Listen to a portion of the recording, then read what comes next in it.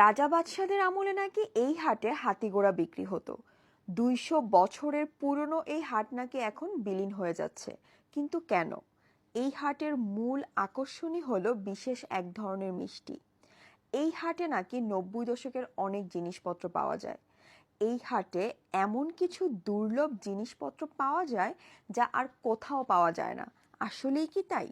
আপনাদেরকে আজকে এই হাটটা ঘুরে দেখাবো। এই হাটের আকর্ষণের মূল কেন্দ্রবিন্দুই হলো পুতা মিষ্টি। অনেকেই বলে পুতা মিষ্টির জন্ম এখান থেকেই। তবে এখন অনেক জায়গাতে এই পুতা মিষ্টি পাওয়া যায়। নাস্তার টেবিলগুলোতে দেখছি ডালবাজির থেকে বেশি পরোটা দিয়ে মিষ্টি খাচ্ছে। আরেকটা মজার খাবার হচ্ছে এখানকার দই। এখানকার দইও নাকি অনেক বিখ্যাত। এই দই নাকি অনেক মজা, তাই একটু খেয়ে দেখলাম।